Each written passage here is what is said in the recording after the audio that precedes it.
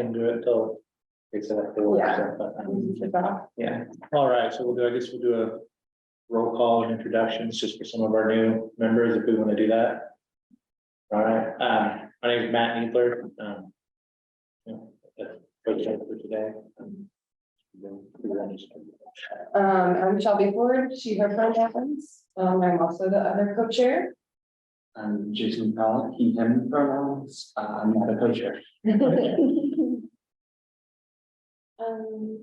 I'm Patty Moon. I'm new, and my pronouns are she, her. My name is Carolyn Leinenbach, she, her. Just regular member of the commission. And then our members over Zoom. I'm Tyler Schaefer, pronouns he, him.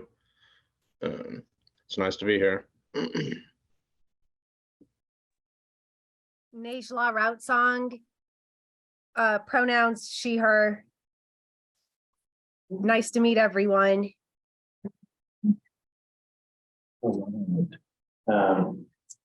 Next, we have the approval of this agenda. Does anybody have anything they want to add to this agenda for today? You guys have a copy on Zoom, I assume. All right. All right, now, okay, moving forward. Next, we have the approval of last week's minutes. Is there anything anybody wants to add to last week's? Kind of briefly look through it.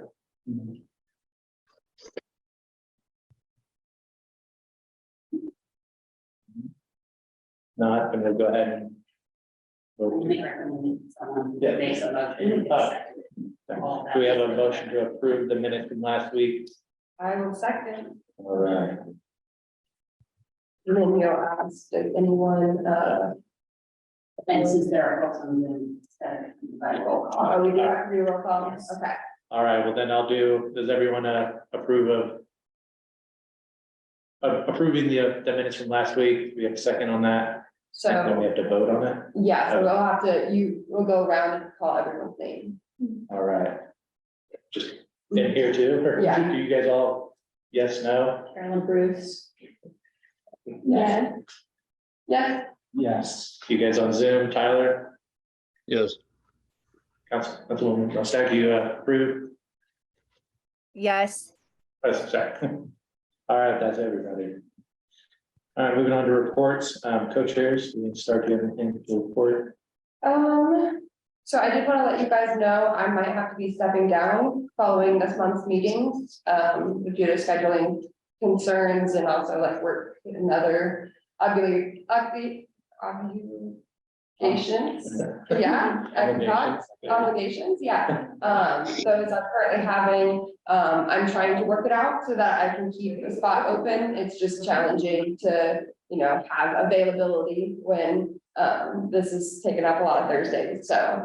But I will keep you guys updated this month and I'll be at the research meeting. So that would be taking place next month. If I can step down and we need to vote for a new co-chair if that happens Oh, in the next meeting. that's what I was going to clarify, it's just as a co-chair, you're not stepping down from the entire commission. No, I would have to step down as from the entire commission. Oh. Yeah, I'm very much trying not to, but I did want to give you guys a heads up, just because, we don't want to have to send it in an email. Without you guys feeling kind of like, ooh, where'd that come from? But yeah. All right, I don't have anything to report myself, so I guess we can move on to there. Individual members, does anybody on the committee have anything to report? I was interested in a possible report, so I'm curious if we as a committee have done anything to address public safety for like gender minorities, sexual minorities in Bloomington. We've had discussions about it, Yeah, but I don't think very we've had strange. any actionable, There was the pursuit of voicing opposition to the anti-trans legislation. Yeah. Right. So this kind of is a follow-up from that. Of course, Senate Enrolled Act 480 is just passed and it's going to come into action on July 1st. And that's going to ban gender affirming care for people under the age of 18. Folks that are currently receiving gender affirming care are going to have to cease receiving gender affirming care according to this law. So At least one other city, Kansas City, has declared themselves like a sanctuary city for transgender folks. And I feel like that would be a very reasonable thing for us to propose, to the Bloomington government here. Basically what you're saying is that as a city, Bloomington would choose not to, aggressively pursue any prosecution, of people receiving that care, their family members, or, healthcare workers who are trying to prescribe gender affirming care as well. So, I think it would be something that we could, research up. A lot of these laws are specifically targeting, gender minorities, and a lot of times, like transgender youth are the most greatly affected. And, there's a lot of like, mental health fallout from that. Folks are feeling a lot of stress and anxiety, related to that. Concerns about receiving healthcare. So I feel like that would be a possible proposition that we could, write up and submit as a group if anybody else is interested in working on that. And that's really similar to what we did with the reproductive rights and getting the funding for that. We basically did a copycat bill from Austin that had we used very similar language, tried to, push it and ask for legal, like how much of this could Bloomington do, and then we presented that both to the mayor and the council. Sure. And like independently just saying like, hey, the tax commission did this, we'd really like you to do that as well. And they were able to get it passed. So we could definitely do something like that. If legal could possibly help us, if we can find that bill and just feel like the challenges, any state has its own individual law of how much they can do. Yeah. But Kansas City within like a very hostile state of Missouri, and so, they're basically like the one city in all of the state. They passed it 12-1, and so that, I feel like here it would be possible. I think that we, have a fair amount of support in the community and less support at like a state level, but something I believe I would be very interested in pursuing something like that. And I don't know, Yeah, the council office can provide research. Okay. And whatever support you need. okay, well, can we ask for that like through an email or? Yeah, I'm also taking some notes. So I can Perfect. it just depends on what you want to look into, but. Yeah, just the legitimate, or like, how much could they possibly do from that bill, from Kansas City? Sanctuary city. Yeah, I think it would just be a wonderful thing for us to do here. yeah, and we can look at other Texas cities who pass, similar bills, to try to do that and kind of mesh them together. We did that as well with the reproductive rights. And things we couldn't do from the original bill, we tried to add in like the funding and stuff like that. So yeah, I would love to chit chat about that. Do we have any other ideas or reports from individual members? Or comments on that? I just want to comment on the report that is talking about the affordable housing and stuff, and just, it's really interesting read. If anyone hasn't fully read it yet, definitely something to look into. Just piggybacking off that for making sanctuary stuff, I know like Marion County did stuff for like not pursuing criminal stuff or like drug things. Does Bloomington do anything like that? Or just as far as like, if we can have that, I didn't know that was something we could push. So, That one makes more yeah. urgent for now, but I didn't know if we could do that also. Look at how some cities, like I know Marion has stopped prosecuting for, simple possession of marijuana and things like that, where I think that will probably, I don't know if Bloomington's already doing something like that, or if that's something we can look at for Bloomington as well. Liz? I don't think Bloomington's doing anything like that. So you're asking if Bloomington. It's like I say, we're not a sanctuary city, but I know like Marion County has stopped. prosecuting for anything. Yeah, or simple drug, like, I didn't know if Bloomington had anything along those lines as well. I'm not sure I guess I- exactly, but I know prosecution of the county. Yeah, like I said, that would be kind of, that'd be a little harder. Bloomington's a little different than the current one. Right, but I know that the commission can still pass resolutions or any policy changes. So that's something that you all can do. I think at one point you passed your resolution urging the common city council, its resolution to urge for office. So I think, you can always, do something like that, but prosecution is something that's. Yeah, okay, that makes sense. And I know with like, we were talking with prosecution for like the reproductive stuff. The city was, and the mayor was able to like have discussions with the county officials, I think. And like, I don't know if they ended up ever going that far, but we at least urged for those policy changes, you know? Yeah, that makes sense. And that's at least within our power, so. Okay. I have kind of just like a general question. When we are working on projects like that, with the write-up for trend rights, how do we facilitate that collaboration? Is it at the things that are work sessions, or is it more independent work and coming together here, or? In the past, it's been a good mix. We try to have like a lot of like independent work, like if you're looking into a bill specifically, you know, you can do that independently. And, you know, ask a question here or there, but we just started doing the work sessions Okay. this month as well. We have them planned. So those work sessions will also give us a chance to kind of more dive deep into it and have those like round robin discussions. Okay.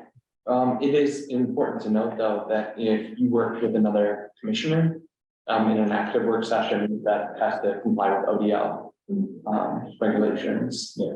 So you'd have to, if you want to hold the session, you'd have to post that and make it public. You could always work asynchronously, sharing documents as well. Okay, cool.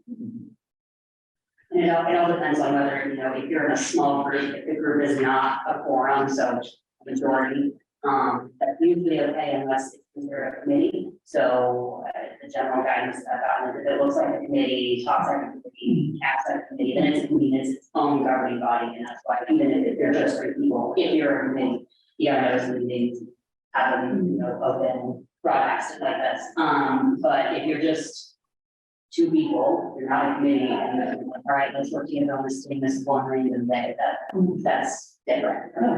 So hopefully that's, I have a lot of ODL guidance. Yeah. You need it. Love it. Yeah, I think the biggest thing is the repetition, right? Like if it's, you schedule it out and you repeat the same day every week or something like that, that's where it's like, that's committee work. Is there anything else from individual members to report? Anybody on Zoom have anything to report? No, looks like, all right. Moving on to C, committees, the presentation from the Alternative Public Safety Outreach Special Committee. You guys have anything to report on that? I know you guys, last time you were looking into some of the things that people have said and done. Yeah. Majors. Yeah, I've prepared a report. It's not exactly a presentation, Yeah, but an update. So for the Alternative Public Safety Outreach Special Committee, we're working on compiling our report and recommendations. And we're a bit behind on the deadline or the timeline of what we had hoped due to two of the three of us getting severely ill in the last couple of weeks. However, we are making progress on processing the data and information that we received in our outreach and compiling our recommendations based on that outreach. The report itself will represent 2 years of research and outreach and will cover the background, process, independent research, and community outreach that was performed. And so it's going to be at least 20 pages, and the recommendations will hopefully be less than 5 pages. Based on this unexpected delay and the very large, I mean, comparatively compared to most of our work, large size of the report, our special committee does ask for all of the commission members to please check your email frequently in the next few weeks. And if you're able to attend 1 to 2 working meetings. I don't know if there's already a working session scheduled. If not, we may ask if we can schedule one like possibly even 2 before the next CAPS meeting in July, so that we can get as much feedback as possible from everyone on the commission on our work before presenting it in July at the next meeting, since we actually don't have time in these meetings to do real work as far as, you know, going over reports and making recommendations for revision. That needs to take place outside our regular meetings. And so I'm again apologize for the delay in having this report finished. We do hope to have it finished very soon.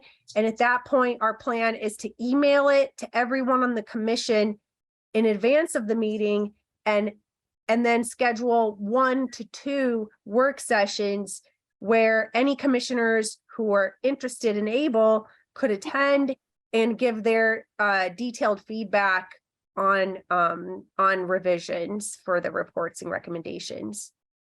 And just as an FYI, part of our recommendations will include how we suggest that the commission continues work on this topic after the special committee dissolves.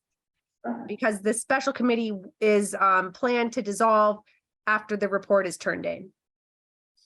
So, any questions? Do you have like ideas for dates for those working meetings that you are hoping to do, or are we going to wait till after you send out the report and then ask for dates that everyone can make it? Or Yeah, I think we'll probably be more extemporaneous and just, you know, once we get the report done, then we'll see who's interested in giving feedback. Like some people might just go, oh, this looks fine, I don't have any feedback, and I wouldn't want to waste their time to come to a work session, you know, for it. And other people may go, oh, you know, I see a lot of things in here I'd like to discuss more, and, you know, then they could come. So it'd be, so yeah, I think we'd rather wait and see who wants to attend.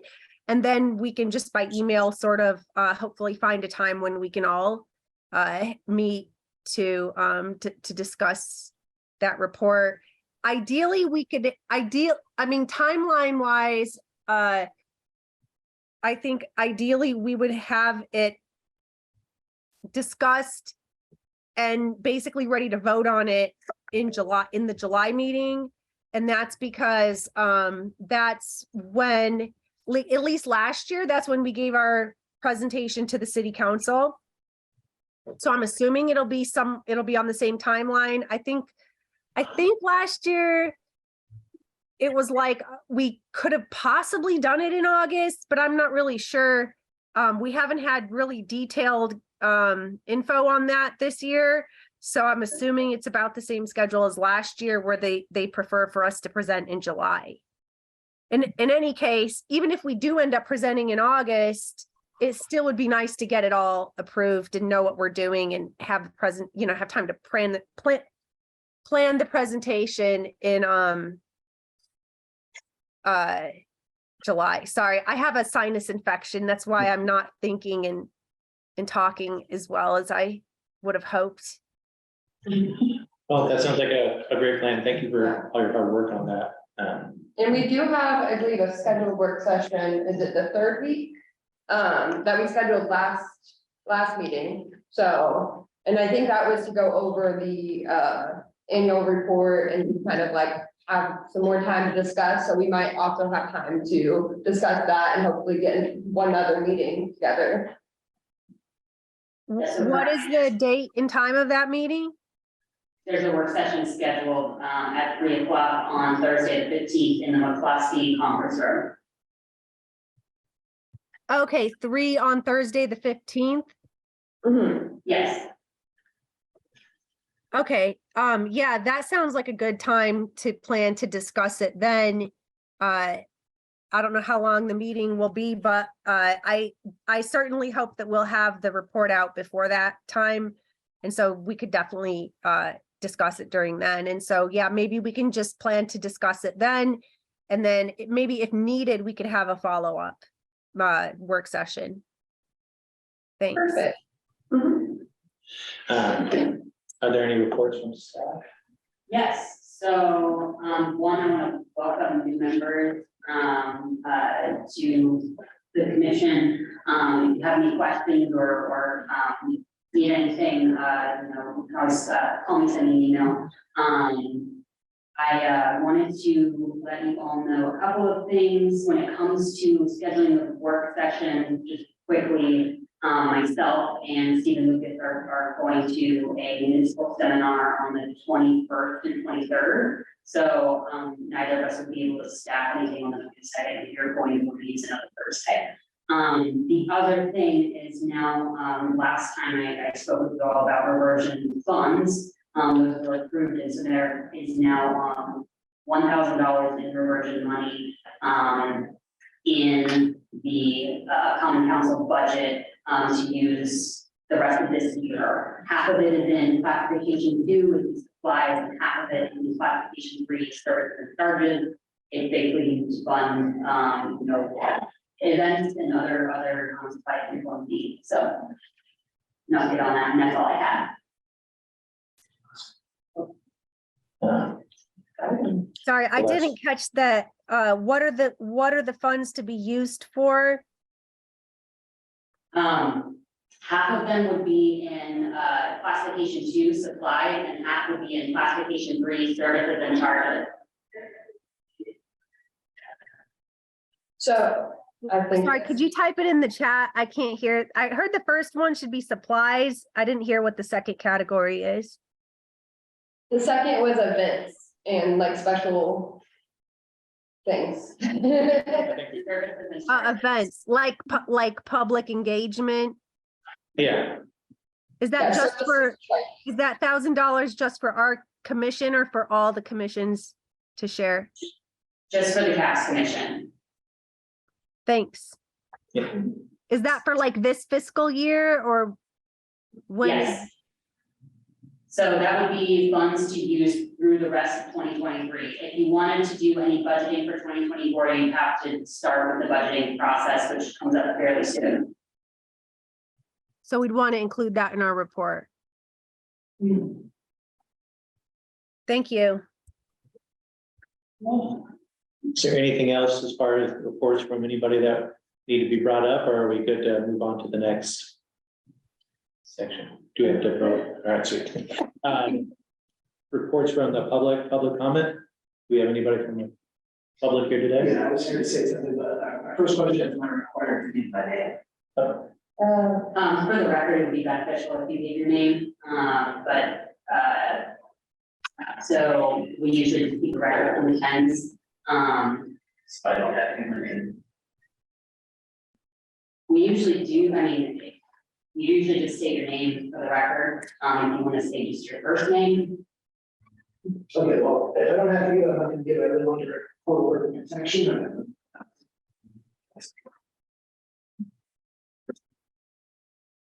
Anonymous. Well, I'm here. Yeah. Okay, thanks. I just want to thank everybody for their service, the tremendous dedication is inspiring, just absolutely is. To see people give their time to try to, you know, make things better, for people who can't make things better themselves necessarily, certainly individually, it's a huge uphill climb to correct change. It's just, you all should take it out, and this is very, very inspiring. There's so many important subjects to address when it comes to crime, public safety, and marginalized groups, and I was here to just address one of them that's that I feel, that I know, because I watched the 46-minute counts, public safety town hall, and not once was the word victim mentioned, which almost seems impossible from a group dedicated to crime and public safety and making things better for all parties involved in that spectrum of crime and public safety. And I hope that you would all think of that. Because marginalized, you know, originally the term marginalized came from putting something in the margin. You know, you had your work and you had your, on the side, make a little footnote in the margin, not really including everything. And essentially, I feel like the commission has marginalized to an extent. And I was so glad to hear there's 2 years of research and study. But from watching a 46-minute town hall, when you wanted to put everything out there, I feel like you've marginalized crime victims in Bloomington. It's the definition of marginalized.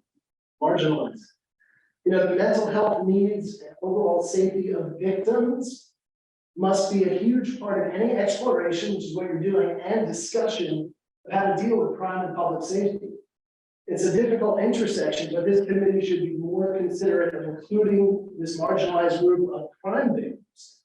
You know, if there's a 10-year-old, two 10-year-olds on an elementary school playground, and one of them goes up to another child and just punches them in the face, there's going to be a rush of teachers to help the beaten down student, and there'll be a rush of teachers going to the student who did this to try to figure out, well, what caused it? What's the root cause? What's going on at home? What's the problem that a 10-year-old does this? There'd be equal weight on both sides to try to make that injured child safe to come back to school the next day.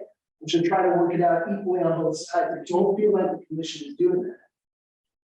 There are scientific studies, I didn't hear any of them mentioned in all the things I followed, scientific studies that dive into the impact on victims as it relates to how criminals are punished and how that does or does not affect the victims. These are legitimate studies from the American Academy of Pediatrics and many others. But what happens to that victim if they don't feel like the criminal was punished properly? What happens to their long-term mental health needs? There are thousands of people, thousands of victims in Monroe County, in Bloomington, and many of them are in marginalized groups. Victimhood knows no boundaries. I understand that the prosecutor's office is commonly perceived that they have victim services representatives and that they help victims. If you spoke to real victims, most of them would say the state's goals and the state's stance is not in line with what they need. And the prosecutor is not there to speak for victims. They really are not. Victims are there to speak for victims. I don't expect any marginalized group to have someone else in government speaking for them wholeheartedly. So I would just encourage the commission to think about this and to keep doing what you're doing. I was glad to hear that you were behind, not that anybody was sick. I was glad to hear that you were behind in preparing a report for recommendations because this really needs to be addressed.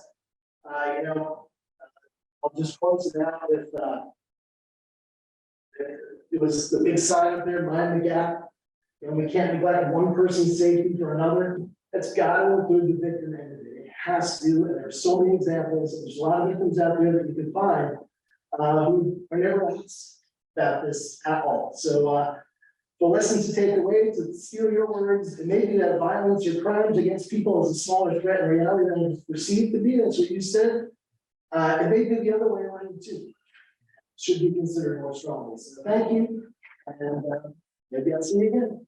Take care. Appreciate it. Thank you. Thank you. Thank you.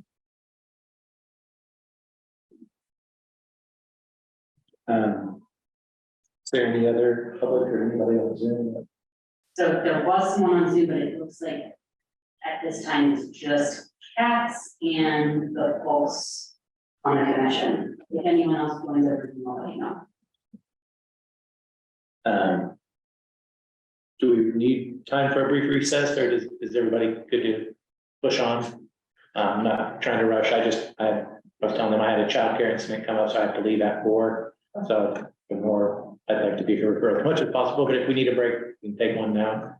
I move to push on. Yes. Push on, everybody. Via Zoom, okay with that? Cool. Yeah, push on. New business, community event planning, discussion of general timeline for fall event. And is that different from the Juneteenth event, or what is? Yes, so I put that in there because I know we've talked about if we received funding, we'd be putting on an event for the fall.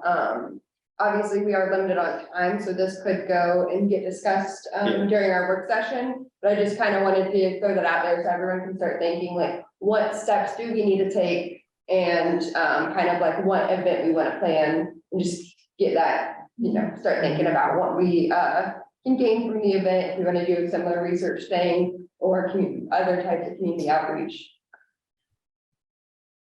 I guess the one that we had this past fall was focused mostly on like the alternative public safety outreach topic, so would we be choosing like another big kind of push to be asking for community feedback on at that time?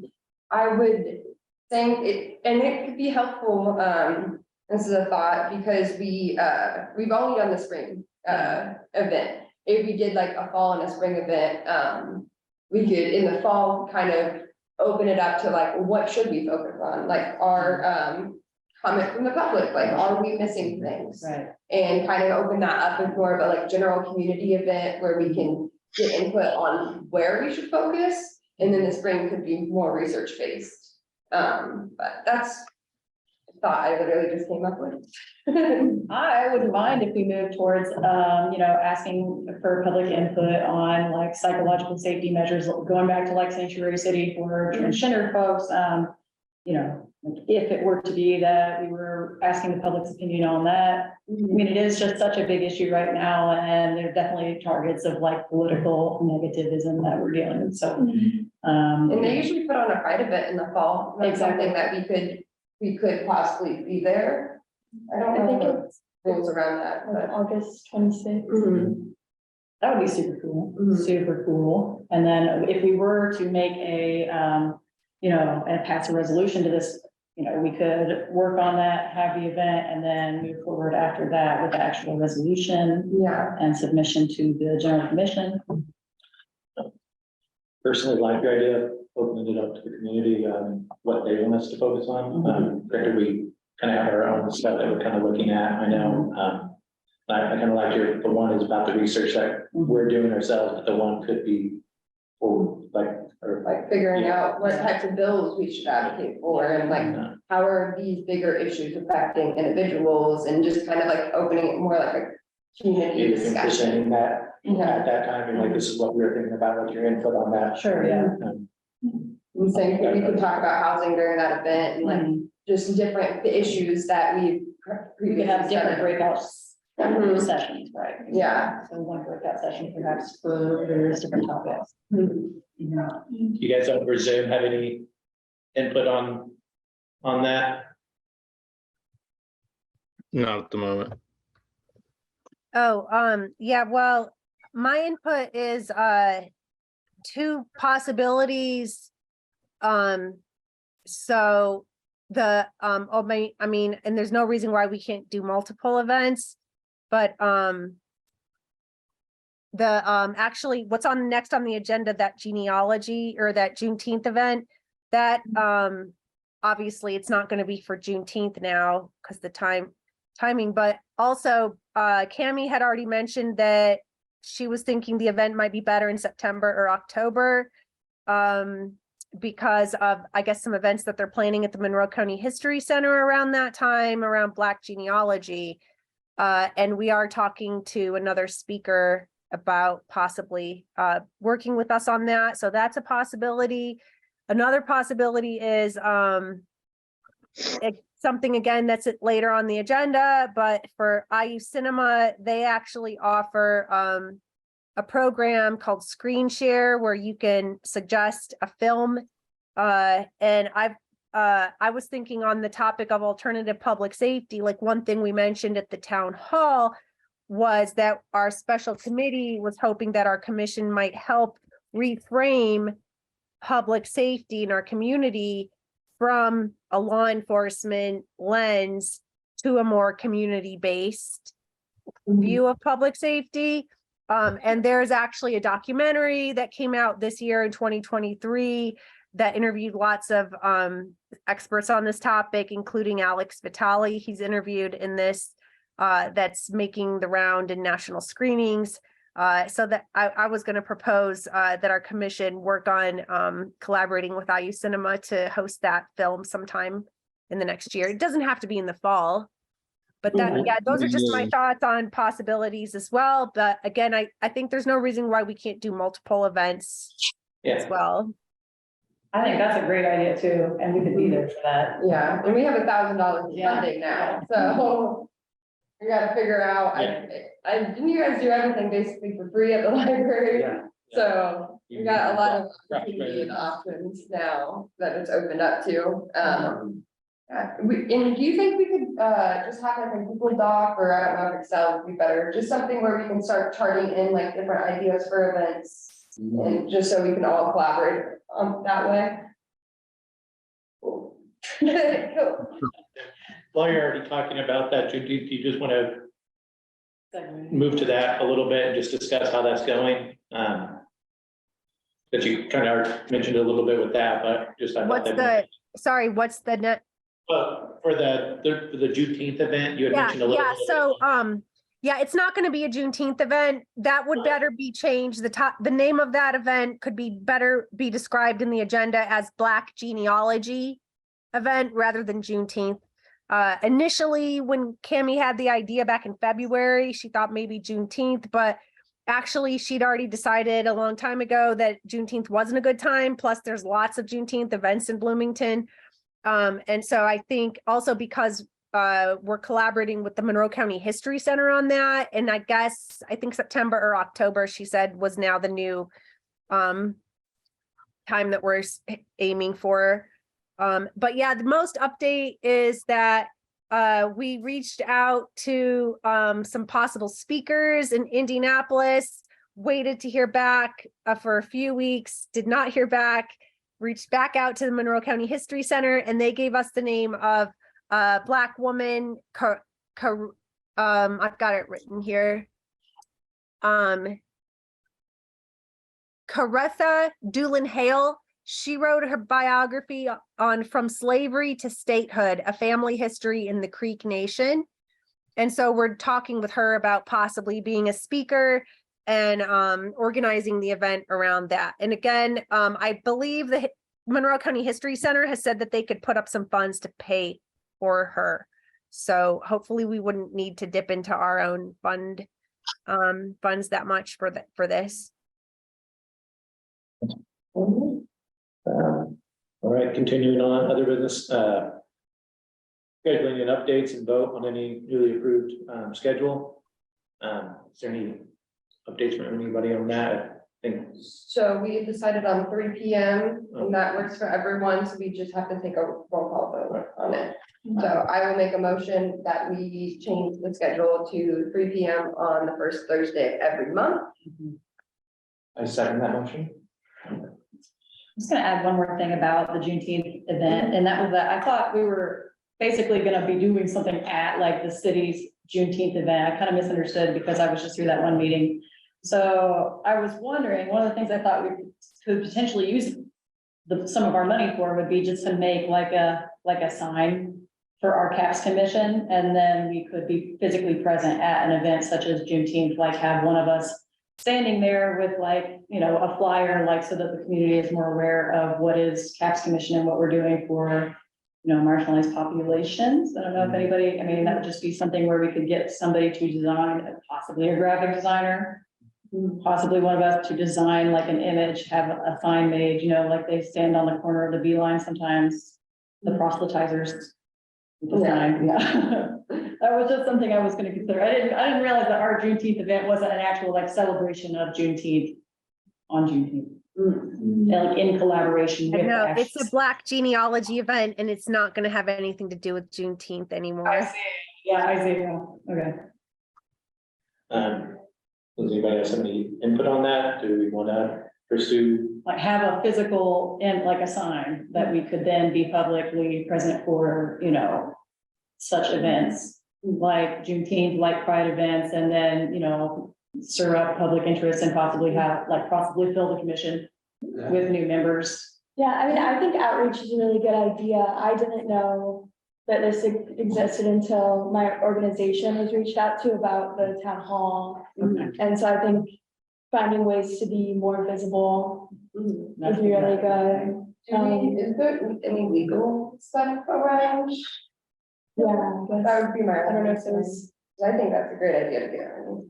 also I work in marketing and design, so Oh, there we go. you can make us, out of that if that is an option. would we usually do for the city council, they want to go to an event, I need to double check this. Because you know, there's, if it isn't a chance gathering, that's not a meeting. But at the same time, I don't want to fall back too hard on that rule if you're all, you know, if there's more than, if there's a quorum, at least a quorum there. So, I mean, what we've done in the past in the council office for the city council is we just posted a notice that says, you know, quorum might be there. But, you know, it's an event, it's not, like, it's not a meeting where you usually take final action. But I think, it's possible for you all to go to the event as long as I can double check it, have the public access counselor about what exactly, would be best. I guess we're about to do like outreach.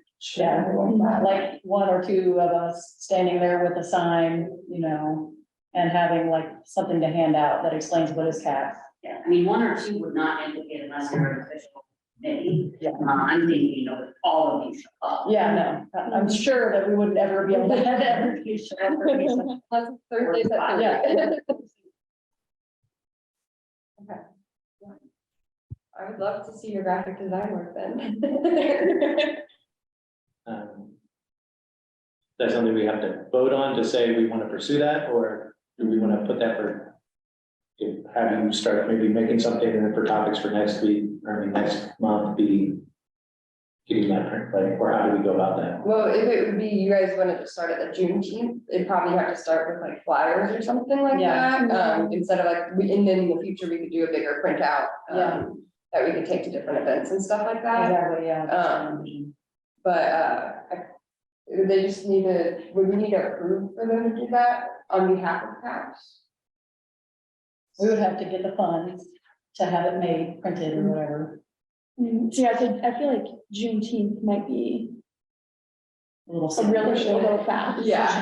But I'm sure that there will be similar events in the future. Yeah, I think it's a good idea for future events, but Juneteenth would be a little too soon in my opinion, but future events, definitely a great idea.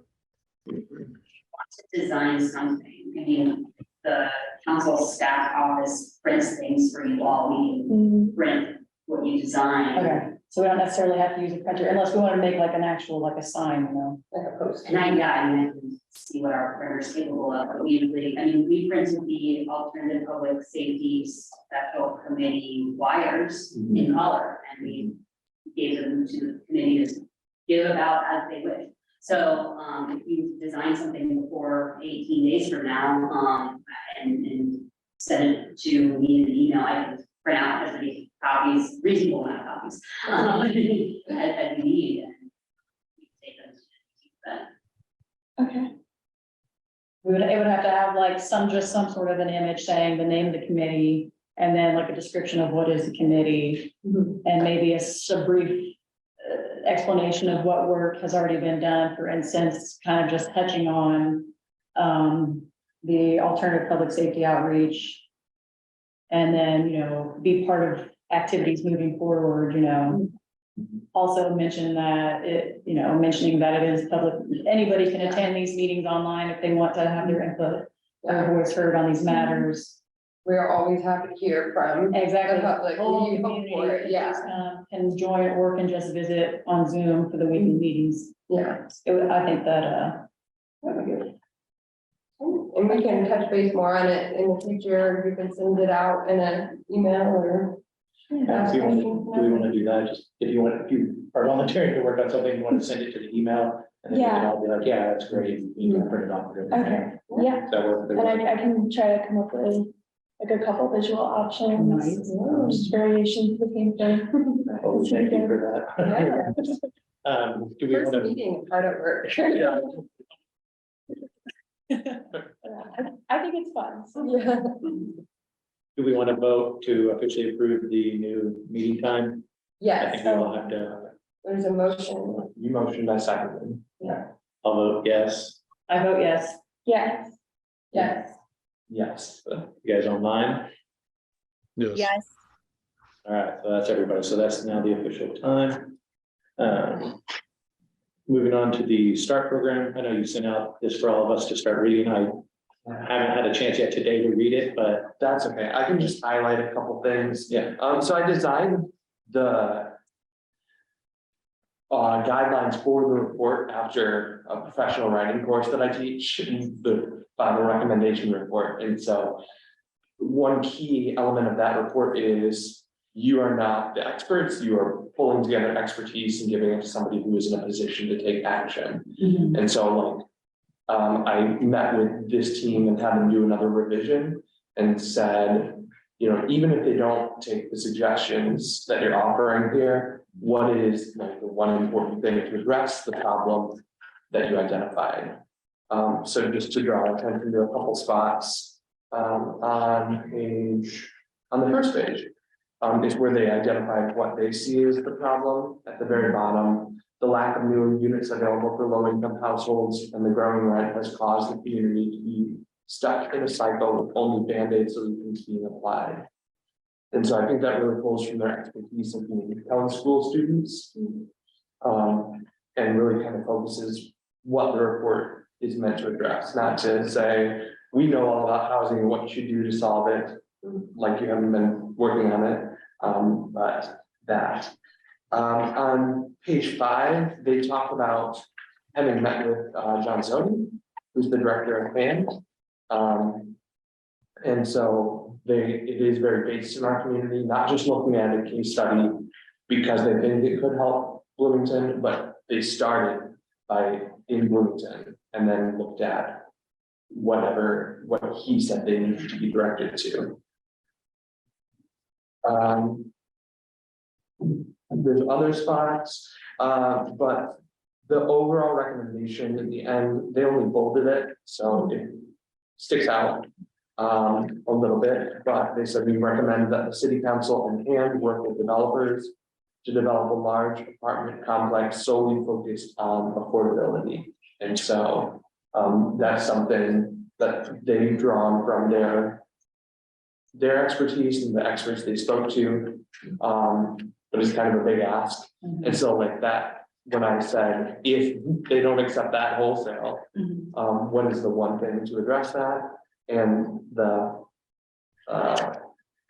second to the last paragraph on page 9 is where they talk about, even if the council determines that this is not feasible, even just making another 5% of the units affordable will have a significant impact on the city without complications of large scale production. And that was what was compelling to me. Of course, I'm outside of real estate, so. But Tyler, you also said that you found it fairly compelling. You want to say more about that?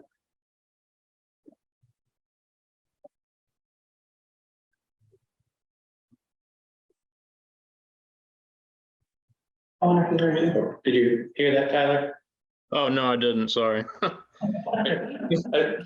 said you said you found this pretty compelling. Do you want to say more about that?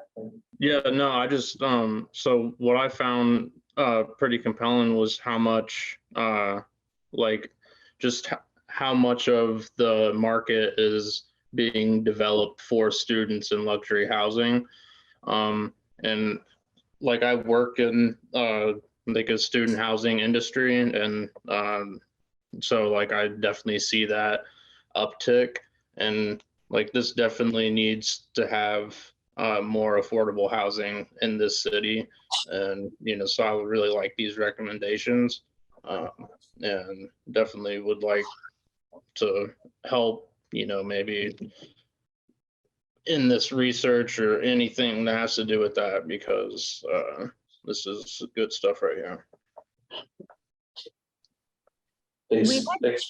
Oh, I was just gonna say that in the past years of this commission, various people have had an interest. We even had a housing committee at one point that basically dissolved because the chair didn't have, the chair left the committee.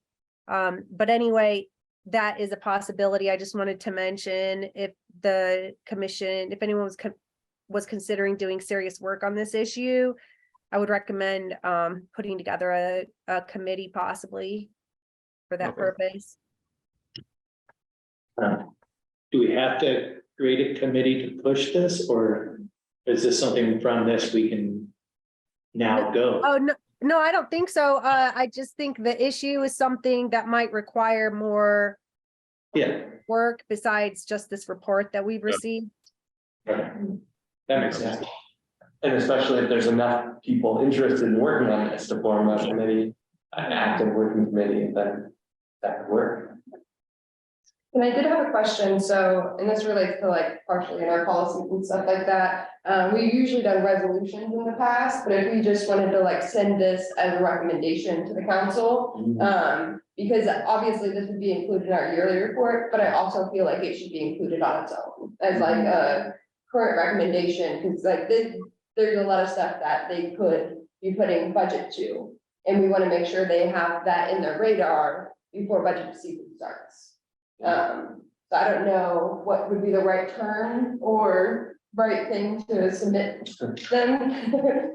Right, so I can look into this, but it sounds like you could, if you wanted to be formal, you could write, or I could help you write a resolution that says, we think you should have done this thing, attach it and send it to the council as a nice formal package.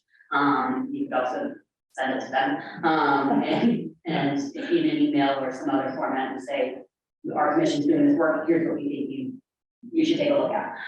So it's whatever you would want to really do. I can work with you on how you want to best do that. Yeah, it would be reasonable, I think, to have like a one-page proposal in the front of this that we write up, summarize everything that's in here. Yeah, well, the key ones. Yeah. And I know in the past, the city council has even talked about wanting us to like be able to present more often, like to in the chambers. Is that like one of those times where we could possibly just go there and kind of say, hey, this is some of the work we've been doing lately, and provide it more in that format as well? Yeah, if you want to do more regular, if you want to do a report or other reports, I think you would just have to talk to folks about getting scheduling. Usually the reports, mayor and city offices, and then the public after that. So yeah, it can be something that you talk about in the reports that you want to. We got options to do. And I would be perfectly happy to present this report on behalf of them. And I can invite them, because I invited them to this meeting and none of them were available, but if they were available to show up there and speak to their work. Yeah, Yeah, that'd be awesome. Yeah. and so maybe we could do like a resolution, work with Ash a little bit to get a full nice package and then report and present on that package. So it has more umph to it, and hopefully we can get something in the budget to work on housing specifically. I like the idea of another research committee too. I just think we have something, I feel like we should. Since I've been here, we haven't pushed it, like, I think it would be a show that we're doing something, and if we're pushing things to like on a, not every, regular thing, but all this hard work was put into this, it does have a nice summary wrap up, like this is what we think, like, I think that's a cool thing to be pushing, like. Yeah, and there's real policy and budget and all that good stuff. And it was a huge aspect of the platforms of all of the people who ran for mayor. So like to say, we're not just doing stuff that is like fun and on the sideline, we are intersecting with work that you are doing. Very forward, long back. Yeah. And then, not to change the subject too much, but just because I have to leave at 4, I wanted to touch on something before we go, the part C, the first responders research. It is something I'm hoping to start a little bit more. I don't know if anybody else was interested in that, wanting to start a research committee on that, or if that'll just be something I solo work on. I have started, just because I work with so many EMT people and so many nurses and stuff, I have started talking to them, just very generally, I'm like, hey, what would be something cool that would happen, or like, not, I forget what all the words I mean, but just a general, one of my coworkers at work, he still is actually an EMT. And so me and him have just been roundtabling, but then I've talked to a couple of nurses in the ER too. Just like, hey, what would be something? So that is something I want to just really quickly, briefly talk on that, I do want to pursue that. Whether anybody else wants to join, and we actually have a research committee on that. I don't know how that whole process works about actually starting one, or do I need to come to the research committee that's already there and say, this is what I want, or how we go about that, but that is something I've started slow. Sorry, I had not graduation, but my semesters were ending and all that stuff, so I haven't had the time to fully push it out, but I have started getting them all rolling, or however you want to look at it, but I've started talking to people. I want to come up with something. Something I'd be interested in. Yeah. Oh, I just wanted to mention that as part of the alternative public safety work that we're doing, we've done a lot of research and outreach already on the issue of emergency dispatch. It's actually probably like one of the major parts of our work. And so, yeah, we're definitely going to be suggesting some proposals regarding emergency dispatch. And so hopefully you'll have a lot to chime in on that part of our report. Even better. And I Sure. definitely think there's going to be room for, continuing on more work on this topic going forward. So that's great to hear that Tyler and that you both have experience and interest in this topic and connections. Yeah, and I work with the hospital all the time, and we were kind of talking about that before coming in here, but it's just something I am passionate about, and hearing stories, he comes in, he's like, oh man, this weekend I had to deal with this, or I had to deal with this, and a lot of them are things where I really think we could push maybe policies that could help, So we could see how those things kind of line up together with the alternative public safety outreach during our working session on the 15th. yeah, that's great, and then once you guys get your report and they can have a chance to read that too, I think that'll be. And part of our plan in that session was to discuss how that energy can be taken up carried forward. And we could create a new committee, all it takes is napping, basically, and I think a vote. And we could also, because in research, we're kind of in that limbo. We could also have it where the research committee is, anytime someone has like a big idea like that, we can move it there. Have anyone interested join that committee, start working on it, and then when that's done, we can move on to another topic, because it's hard with research to focus on multiple different topics at once. All right, awesome. Well, like I said, unfortunately, I have to leave. I don't know, do we have to have a second coach, since we have one co-chair here, what they want to leave? I think that's up to you all. I know you're still at forum and you still are at 50% in first place. You need some still. Again, sorry, and then, but before I leave, what research, that one's coming up, what? It's the second Thursday. Is it also The third, I think it's the third. So the work session on the third The Thursday, 15th, research. It's meeting the- second. Okay. And it's at 3 as well. it must be the second. Sorry. So, okay. So 3 p.m. on the 8th is research committee. The current members right now are doing 2. And work session, the 15th. Okay, work session is the 15th. What's that, 3? And they're all in different rooms, and I apologize for that. That's okay. Again, thanks, everybody, and sorry I couldn't stay for the rest of it. I'll try to watch, I think, I haven't watched these all recordings, so I'll try to catch up. You guys all have a great day. We'll go ahead and move on. We have the budget 2023 reversion, which is talking about like what we can use the money for, right? That was there because I think it was there the last time. I didn't know what it said about it more. I think I explained everything in the staff report. So if there's anything you want to continue to talk about regarding the reversions versus 2024 proposals, because those things are different. Okay. The reversions was the $1,000 fund, right? Okay. So, yeah, I'm saying we can create some type of doc or something like that, where we can start coming up with ideas, keeping track of community events that we can be present at, and kind of get an understanding for how we're going to be able to use that money. And we can have like a working session where we kind of solidify the timeline and everything like that, if we're going to do another big event like we did in the spring. Anyone else have some commentary on that? Does it cost money to like, work with IU Cinema to get to sponsor a movie like Angela was talking about? Do you have to like? Yeah, they have different ways to do it. And depending on I was thinking that we would apply for a couple of the programs they have for nonprofit organizations where they pay for the licensing fees, because most of the films require fees to show them. And then in addition, there's it depends on how you do it. Like if we just wanted to say rent the cinema, like as if we were a private group, then we would just have to pay out of pocket for, I would guess, the rental of the place, the time of the staff, plus the film rights. Otherwise, we can apply for their nonprofit programs. And there's a couple of different ones. And I actually have an item on the agenda to discuss that. Maybe it's next, I'm not sure. Yeah, it's coming up, yep. It's coming up here in a minute. Okay. And then the 2024 budgeting process, which is how we can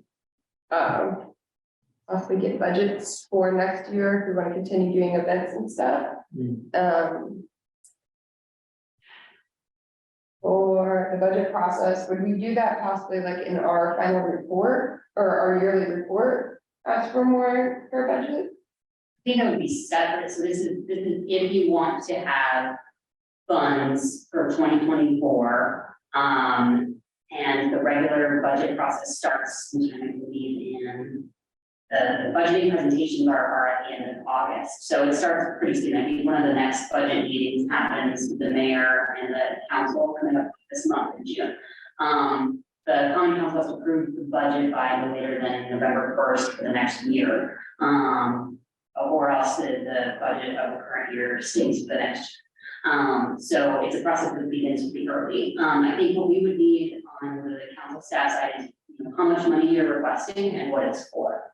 And kind of a line by line, it doesn't have to be full itemization of changes, however much dollars for my co-chairs. But kind of what you're looking to spend money on. And I think when I mentioned that there are classification, like classification 2 is supplies, how much money you want to have for supplies, so we can get that in the, it'll be part of the council office budget. Since the cap commission is under, the council. So if you know what that's going to be, if you want to make a request, because traditionally at this point, I don't think you've ever had any funds ever. Yeah. That is actually a part of like getting the committee, was you guys don't get that. Right, so if you wanted to ask for anything, I would encourage you to try to come up with those thoughts, ideas soon. Okay. So if we have that Google Doc for ideas for this year, we can also include for next year and talk about that during our working session. I love that. Everyone?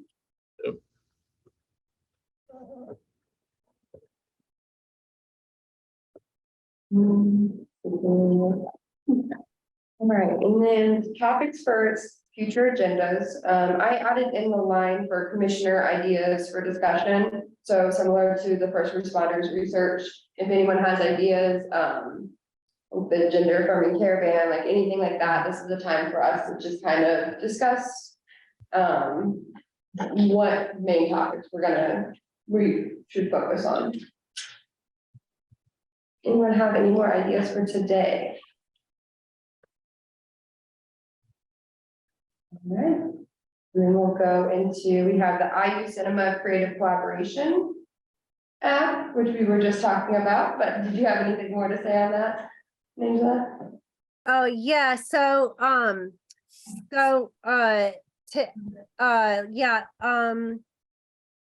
one of the expected recommendations that we're planning to have for the Alternative Public Safety Special Committee is continued public engagement on the issue of reframing the way our community views public safety. As I mentioned, from the lens of law enforcement, which is traditionally command and control. That's just the way American policing works, to one of community resilience, which is one of consent and collaboration. And so there's a couple of different programs that they have that I was actually hoping our commission might explore applying for both. So the bigger one would be, it's called Creative Collaborations. And that's where the application period, it's basically applying for a grant. And so as part of that grant, the grant money pays for the time of the cinema staff. It pays for, and it pays for some of the fees. But we still would be expected, it's basically an in-kind grant. So it basically pays for $1,000 of the cinema staff, IU cinema staff time, and then we would be expected to come up with at least 70% of other funds. And I've been doing a little work. I did some outreach to find out what that might be, and the budget that we would need to come up with might be around $2,000. And that might be something that we could ask the city council for in our budget request. So how the timeline works is the application time season, the applications are submitted between August and December. So we don't need to necessarily do a lot of work on it now, but I'm just bringing it up so that we can, anyone who's interested in working on it with me could possibly join.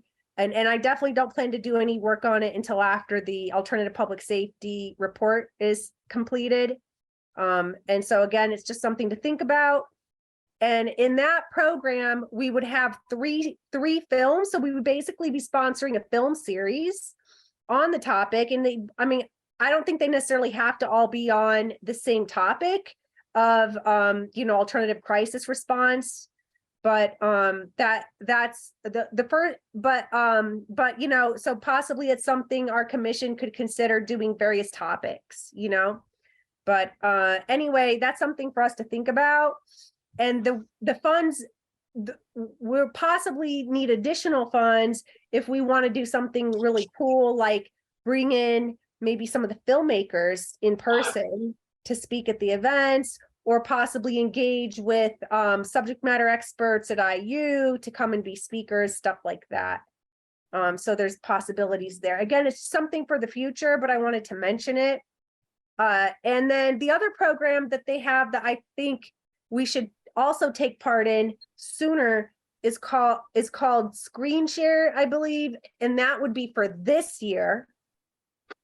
Because the creative collaborations, the grant timeline runs from August to December, and then you actually have the film series the next year. So the film series would be 2024, 2025 school year.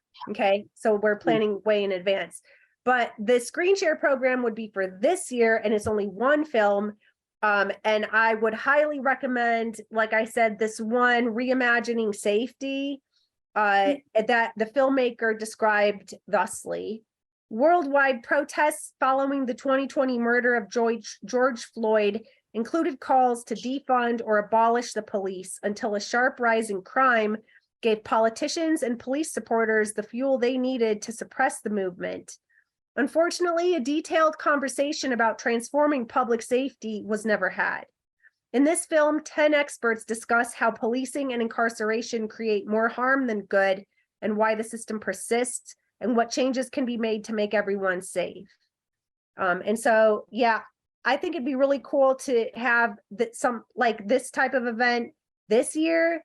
I think it'd be awesome if we could get funds to actually bring in either the filmmaker or Alex Vitale, who's already friends of the commission and has been working closely with our special committee, to Bloomington to host the film or talk about it. So yeah, what do you all think about that? Great idea. Wonderful, yeah. What's the cost associated with that option? Yeah, so the screen share program, I believe, I think that IU Cinema would pay for the film rights. And then our costs would be if we want to bring in speakers, if we wanted to bring in speakers, which I think would be really cool, and we'd probably get more people to come if we, either brought in the filmmaker or Alex to that event. It'd also be really nice if we could collaborate. I mean, this kind of event is our opportunity to collaborate with other organizations in the community.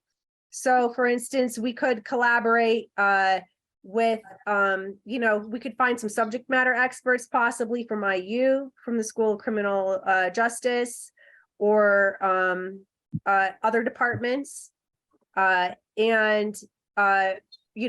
work with local organizations who do work in this area to collaborate on producing an event like that. So yeah, if anyone's interested, let me know, and we'll probably start on that once we get the report done. Okay, yeah, if you could, I definitely think that would be a great area for, again, the community coming together, public safety discussions, kind of getting more community input and more casual, conversations around it. If it was this year, we just really need to know the price point for the screen share, the single film. Because if it's up there in the $1,000 or anything like that, that's gonna be our whole budget for this year. So it might end up still having to be something we'd recommend for next year, just depending on the price point of it. I feel like. Yeah, I'll try to find out what the cost would be for the screen share program. I actually didn't look at that one as much. And that way we could put whatever it would be into our budget request. And another possibility is if we could find, local partners to collaborate, they may be able to help pitch in some funds. I think it'd be great if we could find a student group who would want to collaborate on something like this, especially since it would be IU Cinema. So if you guys have any ideas or know of any student groups who work in this area, definitely please let us know. Any other comments on IU Cinema? No, all right.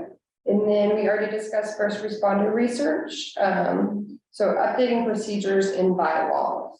That was something from the last meeting, which we looked over and everything was basically drafted. We never voted on anything. And I don't know, do we have to vote on it officially? I think so. I apologize for what I remember from the last meeting is I think you mentioned you wanted to work on this during the work session possibly. I forgot to delete that from the agenda, but if you wanted to have official bylaws, then yes, you have to vote on them in a regular meeting. But it sounds like you're not really there yet. Yeah, okay. So we'll add that to the work session list. She's getting very long. Are you glad to schedule this? We'll have to turn it into a work retreat. Yeah, oh, and keep the Zoom going. All right, and then the same will go for the annual reports to councils, unless anyone has any comments on those two, we can move those to the working session. Okay. And then there was the Deaf Club and then implicit bias training, which Nayshala, were you the one that recommended the implicit bias training? Or put that on the agenda? That could have been Kamala, because that's something that I think CHIPS is offering, and she's a member of those CHIPS groups. And she actually had mentioned to me that there were openings and possibilities for implicit bias training. I think that was Cammie's thing. That was not mine. Okay. Yeah. And we'll hopefully she'll get feeling better, and we'll talk about anything to do with that in the next whole meeting. Yeah, I think it's mostly that the Monroe County Health Department's like CHIPS program is basically offering implicit bias training. Okay. Yeah. Was it more of a like, just to let everyone know, or was it, do you know at all if it was like for us to collaborate or have a discussion about it? I'm not sure what she had in mind. If it was like just having us take it individually, if we're interested, or if she was interested in like having them, you know, give a training to us, maybe in a special session or something. I'm not sure. Yeah, we'll leave it on there then and hopefully figure that out next time. The Yeah, I same think goes- she's better now and she's able to work on stuff. She just had a meeting. She just had an double booking with her schedule for today. Gotcha. All right, and then, that's about it. Again, are there any other ideas for discussions that we need to talk about in future meetings? All right, and Another quick question. yeah, My apologies. So what did you want to put on the work session agenda, just so that I know? yes. Let me. All right, Definitely the bylaws. mhm. We talked about reviewing the report for alternative public safety outreach. And then we'll talk a little bit about budgeting. Yes, spending the money, spending our budget for this year, because I know the little experience I have in like government and with budgeting, I know that you need to spend the money they've given you if you want to get more money in the future. Spend it well. Not just spend it, but it show results, right? Yeah, the community event planning, we'll go through that. And annual reports to council. Do you have, I've scheduled out your work sessions for, coming months, so if we need to split this up, since there's a lot, Yeah. just let me know. Okay. Yeah, and we can put them on the agenda, and then if we just don't get to them, yeah, Let me know what order you want, Mm. what order priority. okay. I think that was the main things we had, that we definitely need to get, next meeting, I said that we definitely start talking about the community event planning, so that we figure out how to use our budget. And then, obviously the CAP's annual report. So those will be the two biggest priorities for our working session. The APS, The which one? reviewing the report for the alternative public safety outreach. Yes. Because that's got to be included in the annual report to council. Yeah, so those will go together. Because we haven't started on the actual annual report, we can do that and then start seeing how we want to mesh that into the other parts of what we've done this past year. All right. And if there's nothing else, we can adjourn. There is, I apologize, I wanted to mention, that is my background to the Zoom, there is a hand raised by a member of the public this morning, Jim Shelton. I know the public comment period, closed for, Jim Shelton doing, but if you have 10 minutes, so if you wanted to hear an additional comment. Yeah, sure, absolutely. Okay, I want you. Hi, thank you. I don't want to take much time. I just want to let you know that the link to this meeting in the city's calendar of meetings is wrong. That's why I didn't get here for the first half hour. I kept sitting there waiting for you to come. And I think now that I've looked at it more carefully, the link in the calendar is set to go to your work session instead of today's session. I found you by going back to your website and then finding the agenda for this meeting and clicking on that link. So just so you know, for the future, I just wanted to let you know. Thanks. Yeah, thank you for letting us know. And sorry about that, Mr. Shelton. And that gentleman that was here earlier, that's a shame. I feel like he was expressing some level of hurt for himself or other people who have been victims of crime. So I feel like, we didn't really respond in the moment. He was out pretty fast, but I certainly feel for his suffering or that he or somebody he knows might have gone through Yeah. as victim. And I do think it's important, that we consider those different focuses, especially when you was talking about, I was thinking about the first responder outreach. Yeah. I mean, that's part of first responders having, social workers or mental health care experts with them, can really help assist victims of like different types of public safety, fire, crimes, anything like that. They can be the first person there to help. Yeah, it was something that I didn't think about. I did attend the event and my focus group, just I think based off of, like I work at an agency focused on like survivors of domestic violence, sexual violence.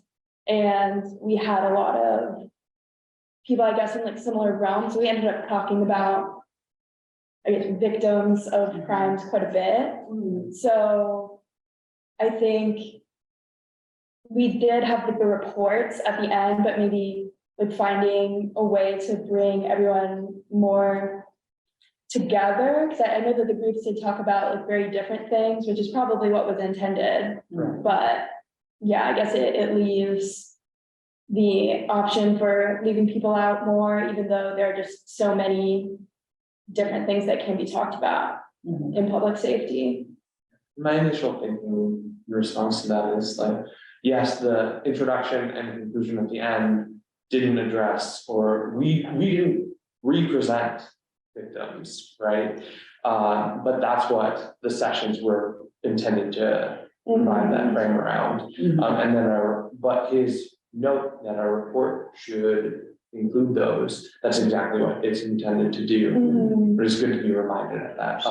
And I guess I don't know that I 100% understood what he was saying. Like, how did you interpret his concern that we needed to represent specific measures for? That a lot of times, things like what you're all talking about at that meeting focus on, helping the perpetrators of crimes or alleviating their, negative impacts, and not the victims. But of course, I would, say that our perpetrators of crimes are themselves most often also victims in all kinds of ways as well.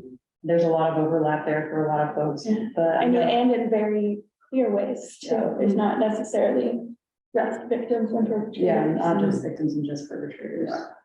But I just think that he felt like, a lot of like the prosecution and, not even that, just like the actual response to the victim, like aid when a crime happens, like, it felt like he was saying, like, we possibly should think about asking for policy changes related to that. Trying to advocate for more, like being able to help out people who are victims on the spot, kind of, and how better. Also, sorry, yeah, and like also like do, like you said, do more research on it or look into more scientific studies around it or something like that. So. Nasia? Oh yeah, I heard him as saying, he didn't say it explicitly, but with his focus on the word marginalization and saying that we use that word a lot, but we didn't use the word victim. I took that to mean that he was implying our focus on marginalized people implies that we are focused more on helping perpetrators of crimes rather than victims. And I think that that shows that there's more work to be done on our end on communication, because that's certainly not, I mean, in fact, marginalized people are most likely the victims of crimes, and they're definitely more likely to be the victims of crimes than non-marginalized people. And for example, the three groups of marginalized people that we focused on a lot, which are homeless people, mentally ill people, and drug users, are all, much more likely, especially mentally ill, because this has been focused on a lot, that it's a huge misconception right now in the public that mentally ill people are more likely to commit violent crimes. And all the research shows that mentally ill people are more likely to be the victims and not more likely to commit violent crimes. And in fact, 25% of all, I've actually done a lot of research, and we're going to link to more research on this issue in our report. but like 25% of all people killed by police exhibited symptoms of mental illness. So they're actually one of the most marginalized and victims of crimes, including crimes by the police. But I mean, to that, I think that does give us really valuable information about how we frame and how we are communicating on these issues. Because like I said, it seemed like he sees a dichotomy between victims and marginalized people. And I mean, I see them as very much the same populations, if not just incredible overlap. And also on the issue, he mentioned like we should be considering how the victims of crimes, how they could be psychologically better if the criminals were like punished in a better way. Again, I think that we also need to address this in our report, that our work on the committee has been in very scientifically evidence-based in ways to prevent crime, rather than trying to necessarily deter it through better punishment. That frankly is already the traditional policing command and control approach. And we're taking a scientifically based route to actually prevent crimes from being committed, rather than because frankly the deterrence approach is a theory, and there's been a lot of scientific evidence shown that it's not necessarily an effective one. Trying to deter people by making an example and punishing people isn't necessarily, I think, the most scientifically credible approach to preventing crime, in my opinion. Including violent crime. I have a colleague who does a lot of work on accountability without necessarily jail time. And I think it's something that can be talked about, that there is more of a, I mean, I guess it kind of depends on the crime and the situation, but it's something that we talk a lot about in situations of domestic violence, finding an understanding between people and the people defining their own systems of accountability, which I think is something that is worth talking about. Actually conflict resolution, and like violence interruption, violence preventers, like that is a big part of the work we're doing. And some of our recommendations for alternative crisis response will include part of that, the people who would be crisis responders would be people that other communities call violence interrupters, that are trained mediators, such as the CJAM mediators that were at our event. And I agree with you. I think conflict resolution and any kind of method based on restorative justice is going to be more effective in the long run at preventing conflict in general and violence in particular than a punitive approach will be, because a restorative justice approach has the consent of both parties, and so therefore I think is more psychologically effective than the carrot is a little more effective than the stick in my opinion, but I think scientific evidence also backs that up. And one thing, in like my studies on procedural justice, was, there's been a lot of studies on victimhood and procedural justice, which is like this thought that like the authority figure, specifically in this, would be the police officer, treating the victim with, kind, respectfully, listening, giving them a voice, having empathy, like all the elements that we hope, especially from crisis response, that like is really pushed in social work and things like that.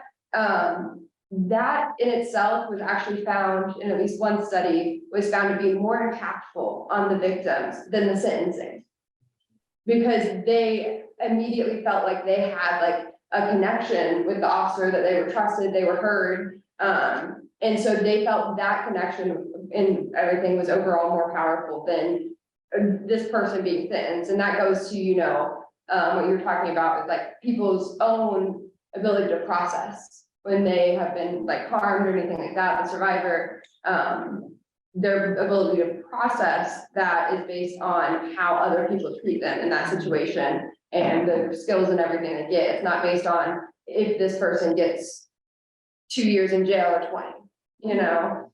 And the victims have to cope in their own ways, and having those healthier responses in those cases to both the perpetrator and the victim has been, at least in my study, the research I've looked at, been shown more effective in keeping the person who committed the crime from, you know, lashing out at officers, making it dangerous for themselves or the officers, anything like that. And it also helps the victim in the end better process, cope with it. So. Yeah, I think it's just really important to talk about, and especially living in a conservative state, like a lot of forms of, well, specifically like talking about my work, like domestic violence, sexual violence, a lot of those crimes aren't necessarily illegal in Indiana, like certain forms of them. So I think looking at ways that we can support people when Indiana laws don't support them is really important.